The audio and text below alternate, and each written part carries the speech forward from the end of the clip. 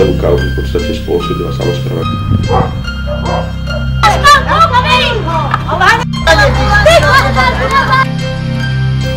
Prípad pána Dobrovodského je ukážka neschopnosti štátu. Takto ten telefón to vypnie, Predtým tam to bola kľudná zóna, tam pokojná zóna. Čo ja viem, za 10 rokov tam možno raz bola polícia.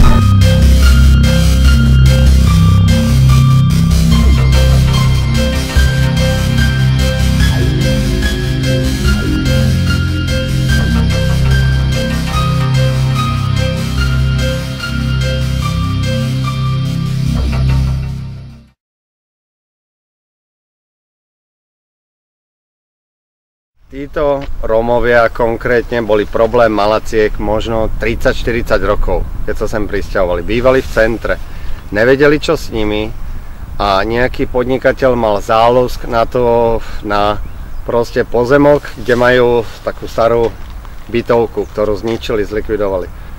No a mesto Malacky sa to rozhodlo riešiť tým, že ich vysťahujú do susednej obce, čím zničili život určitým ľuďom v tej obci. No a v tej obce už, tak by som povedal, obci Gajary. Posledný taká kvapka do ohňa, alebo jak sa to povie, bolo to, že ich priama susedka zomrela, srdce jej nevydržalo, tak sa rozhodli, že sa pomstia Malackám. Ale nepomstili sa Malackám, ale nám, Dobrovodským, ktorí sme nevedeli o ničom. Nie všetci Rómovia sú vlastne podobní tejto kauze. Nie je to teda tak. A samozrejme treba vnímať celú tú kauzu od začiatku, ako vznikala, ako sa vyvíjala, ako zasahovali kompetentné orgány do tejto kauzy a kam to vyústilo za to obdobie, ktoré táto kauza v podstate trápi pána Dobrovodského alebo susedov, alebo aj samotných Rómov, ktorí tam žijú, lebo teda obeťami tej neschopnosti v podstate orgánov zasiahnuť do tejto kauzy sú aj tí ľudia, ktorí žijú vlastne na celej ulici a vrátane teda Rómov, ktorí tam sú.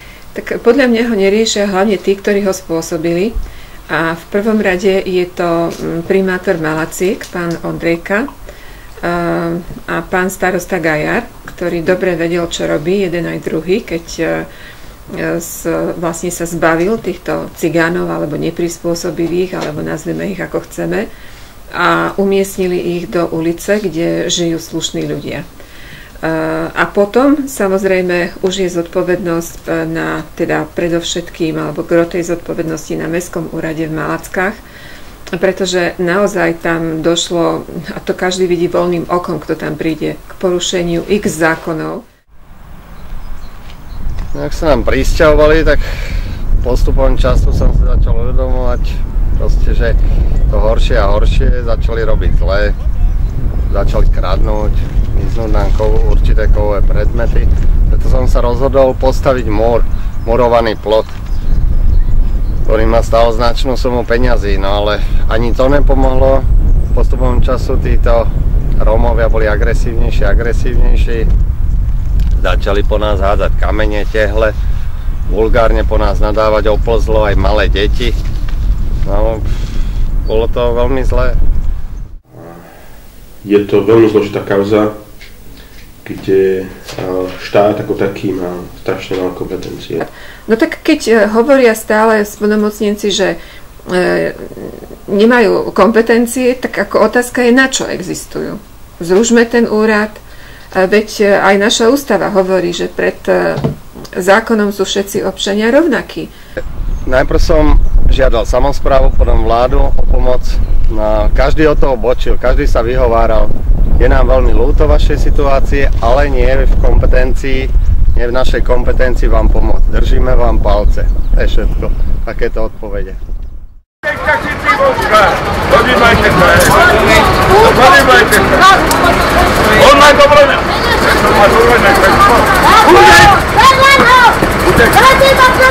Pán Dobrovodský, v mene zákona vás vyzývam, prestaňte.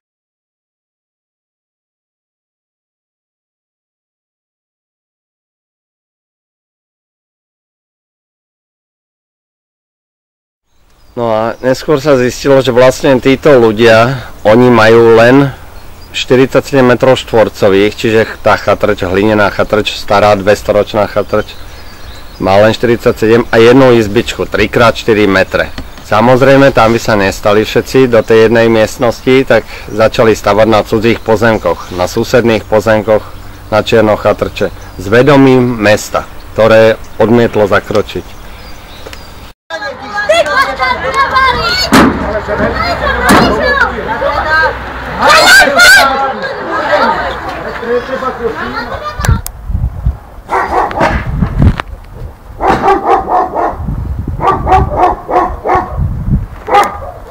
Tam aj z Úradu práce, sociálnych vecí a rodiny a bývalý riaditeľ, pán Minks, bývalý riaditeľ Úradu práce, sociálnych vecí a rodiny, pán Minks povedal, že on nevidí problém v tom, že bola u nich kontrola pred 2 týždňami.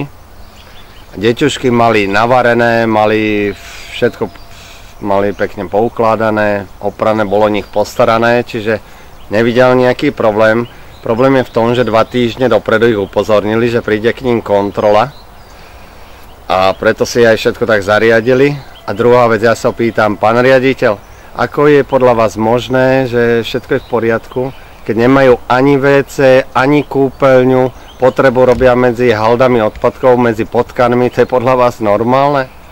A podľa neho, že to je štandardné, on nevidí v ničom problém. Ja hovorím na to, čo som aj povedala, že tu platia zákony. Treba sa pýtať aj za tými úradníkmi, prečo tie zákony nedodržujú. Ja si pamätám vyjadrenie svojho času šéfa úradu práce, ktorý povedal, že tam boli a že tie deti žijú vo vyhovujúcich podmienkach. No tak keď žijú vo vyhovujúcich podmienkach, tak nech tam pošle svoje deti na prázdniny. Veď úrad práce pod jeho vedením mal už dávno konať. Ak nekonal, tak ja som žiadala ministra, aby zasa konal voči tomu úradníkovi. Proste, ja neviem, ale zrejme tento príklad je taký akože naozaj extrakt alebo koncentrát toho, ako to tu vyzerá. Z pohľadu zákona môžem povedať to, že mnohé deti, ktoré žijú na východnom Slovensku v osadách, ak by sme uplatnili do bodky zákon, tak by dnes v tých osadách nemohli žiť, pretože nemajú elektrínu, vodu, kanalizáciu, prístupovú cestu. Čiže ak uplatníme nejakej jednej lokalite literu zákona do bodky, tak by sme museli uplatniť literu zákona vo všetkých lokalitách na Slovensku. A si predstavte, že dnes máme v detských domovoch 5000 detí. Ak by sme uplatnili literu zákona, tak približne 50 000 detí by sme museli niekam umiestniť. Dokáže si niekto predstaviť, že čo by sme urobili s 50 000 rómskymi deťmi, kde by sme ich dali, čo by sme s nimi robili? Sme na to pripravení? V rade už dávno mali byť deti odobraté. Či sa to nazve internátne školy, či sa to ako nazve, alebo proste niekto bude argumentovať tým, že to bude stať obrovské peniaze. No určite menšie peniaze, ak potom z nich vyrastú ďalší, ktorí budú fungovať ako ďalší paraziti na sociálnom systéme tohto štátu. Nie je to vyhovujúce pre samotné dieťa.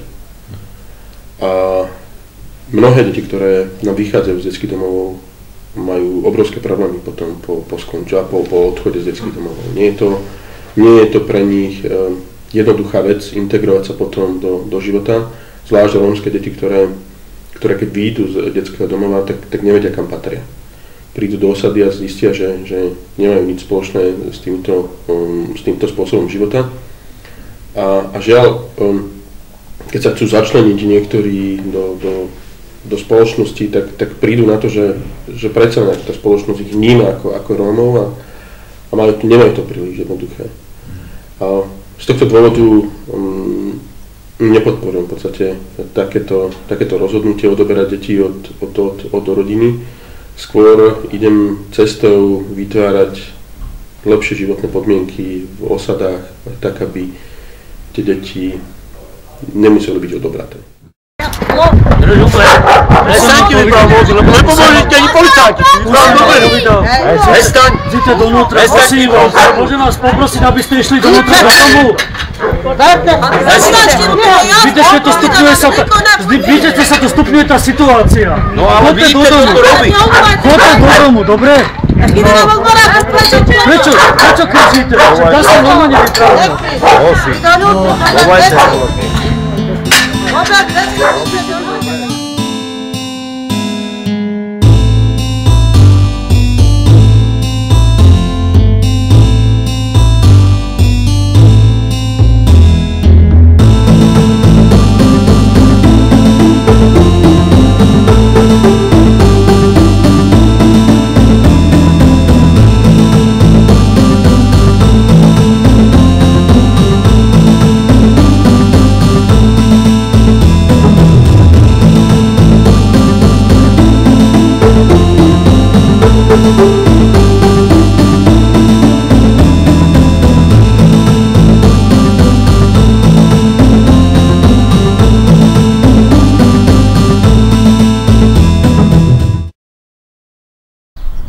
Mnoho ľudí mi aj píše aj také veci, mnoho mi píšu mailov, že preboha, prečo ste ich ešte nevystrieľali, nevyzabíjali jak arma, no proste takéto hlúposti. No áno, ja by som potom do konca života bol v base, takže ináč asi ťažko, no, jak by som to ináč riešil. Je to divné, že na Slovensku proste, keď sme už v tej Európskej únii a u nás neplatia žiadne ľudské práva, teda platia len pre určitých privilegovaných, ale pre bežných občanov neplatia. Viete, jediné šťastie je to, že pán Dobrovodský je taký typ človeka, ako je. Že on je veľmi pokojný, veľmi proste človek, ktorý ide za svojím, pretože ináč by sa tam možno už stalo dáno nejaké nešťastie typu Devinskej Novej Vsi. Áno, z ktorého si napríklad robia srandu vysoko postavení sudcovia. Ale aj ten človek tej Dedinskej Novej Vsi, veď on bol dotlačený k tomu, že nikto to neriešil, že tí úradníci si to proste len prehadzovali z pleca na pleco a že ho tam jednoducho terorizovali. Viete, ak si premietnete, že tá ulica, na ktorej teda býva pán Dobrovodský aj s týmito Rómami, má strašne málo voličov. Akékoľvek presťahovanie týchto ľudí do inej časti mesta, kde je viac voličov, tak to je pre nich politicky menšie riziko, alebo menší nejaký problém. Lebo tu ide samozrejme u každý politik, aj v zastupiteľstve, alebo tí politici, ktorí sú v zastupiteľstve, v mestskom zastupiteľstve, chcú byť zvolení zase v ďalšom volebnom období. A ak by urobili niečo pozitívne vo vývoji tejto kauzy, tak si myslia, že ich to ovplyvní v ďalších voľbách. Že teda nedostanú hlasy od ľudí, ktorým vlastne bude prekážať konštruktívne riešenie tej problematiky. Tak jak som spomínal, najprv Malacký vysťahovalo do tej obce Gajary a oni po 7 rokoch sa ich snažili proste dostať preč. Až neskôr, teraz až som zistil vlastne, kto im kúpil túto nehnuteľnosť. Obec Gajary. Čo ma zarazilo, starosta obce Gajary, pán Tidlidát, je člen SNS a teraz z neho urobil predseda SNS, Andrej Danko, z neho urobil krajského predsedu SNS. Čiže tým chcem poukázať na to, národniari alebo ľudia z národne orientovaní, jak sa správajú na Slovensku, že jeden druhému, jak by som povedal, že podkopávajú, podlamujú nohy, presťahujú neprispôsobivých. Toto je riešenie podľa nich. Riešenie situácie. Na rómsku problematiku išla od pádu komunizmu strašne veľa peniazí. No a my dodnes sa nemôžeme pochváliť v podstate žiadnym úspešným projektom. A toto, ak si ľudia myslia, čo samozrejme ako si veľa ľudí myslí, že samotní Rómovia sú neprevychovateľní, tak je to naivná predstava, ako toto nie je pravda. Ak zistíte, že na čo všetko išli tie peniaze, tak sa môžete čudovať. Boli kauzy. A ja som ten, ktorý teda kritizuje práve neefektívne míňanie peniazí zo štátneho rozpočtu. Toto je jednoducho verejné zdroje musia byť použité efektívne. Ako je Mateo, to robíte? Ďako, nikde neprestane. Príďte mi tvoje ženské natáčať. Na, aj tu môže natáčať. Potrebujeme ľudí. Príďte, prestanete vy a potom prestanete vy. Spína má hnútra. A nedáte pokoj s písnice. Natáčaj.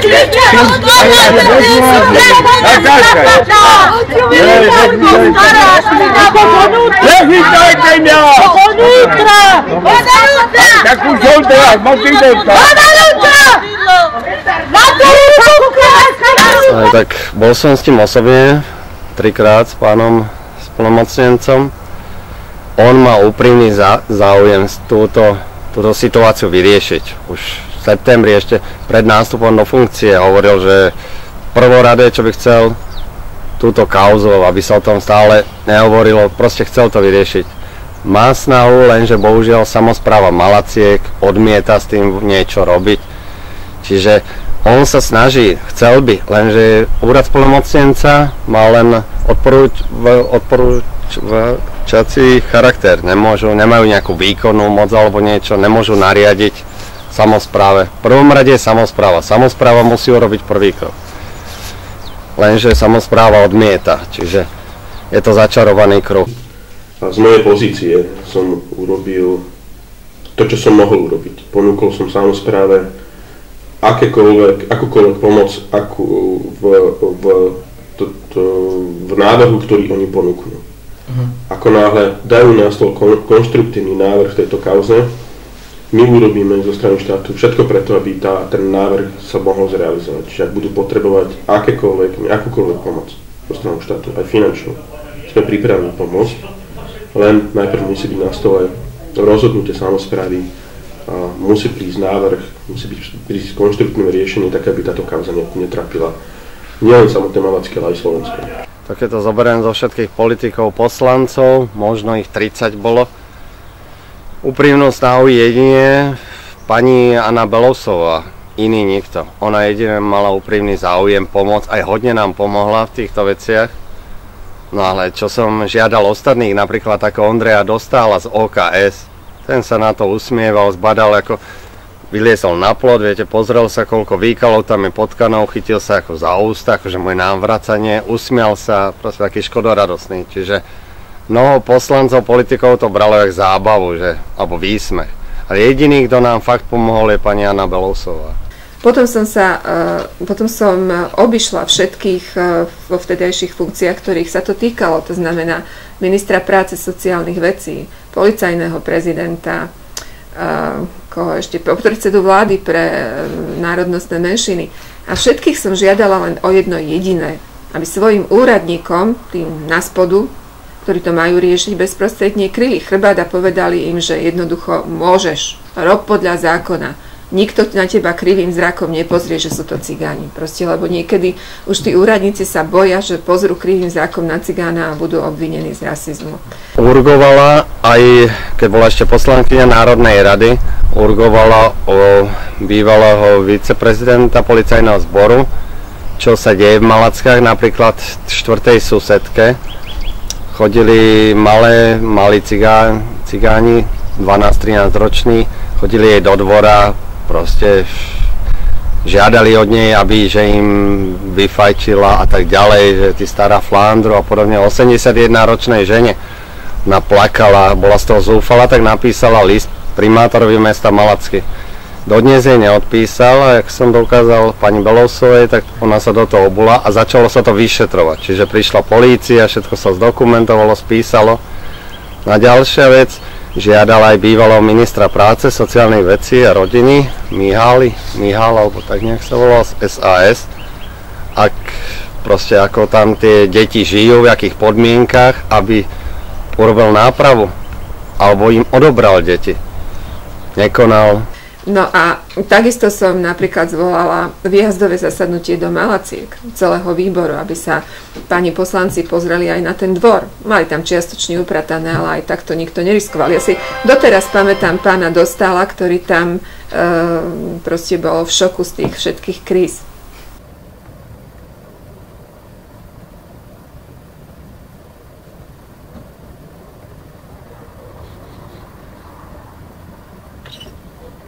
Čo chcem, no proste chcem, aby som žil jak predtým, aby som mal právo na kľudný, dôstojný život.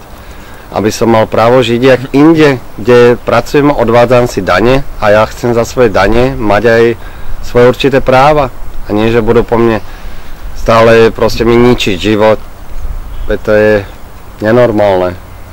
Žiaľ, veľa tých možností oni nemajú. Myslím, že pán Dobrovodský aj tí Rómovia využili asi všetky možnosti, ktoré sa dajú využiť. Vážne, bez toho, aby sa to rozhodnutie obce a mesta teda zmenilo, oni tých možností nemajú. Majú možnosť stále sa sťažovať a protestovať, upozorniť na ten problém. Žiaľ, mesto zatiaľ na tieto ich aktivity nejako nereaguje. My sme teda, ja som sa už stretol s pánom primátorom raz, chystám sa stretnúť s pánom primátorom, nielen s primátorom, ale s poslancami a stretnúť zase, ak mi vyjde čas, tak na budúci týždeň, aby som sa priamo s nimi rozprával o ich rozhodnutie. A verím, že to rozhodnutie príde zo samosprávy. Verím, že ich okolnosti k tomu donútia, aby prijali to rozhodnutie, pretože verím, že si uvedomujú, že bez ich vôle to riešenie nemôže byť. Oni nie sú obeťami, im je dobre. Oni proste sa v tej situácii doslova vyžívajú, pretože ja som mala informáciu o tom, že mali ponuku na to, aby sa presťahovali. Oni ju odmietli. Oni vedia, že teraz sú na koni a že jednoducho svet sa točí okolo nich a čím viacej tam niekomu budú brnkať na nervoch, tak tým možno dostanú lepšie bývanie. Pretože, ako mi povedal aj Oskar Dobrovodský, že jeden z nich mu povedal, že no víš, Oskarku, ale ja potrebujem väčší byt, lebo syn má 18, za chvíľku sa ožení a bude mať deti. No tak akože čo má Oskar riešiť teraz ich demografický vývoj, všetkých, ktorí sa tam nasťahovali, alebo čo, to už je drzosť. A oni vedia, že keď si počkajú, ale že budú takto hrať na nervoch, tak zasa niečo dostanú zadarmo. To je to zle.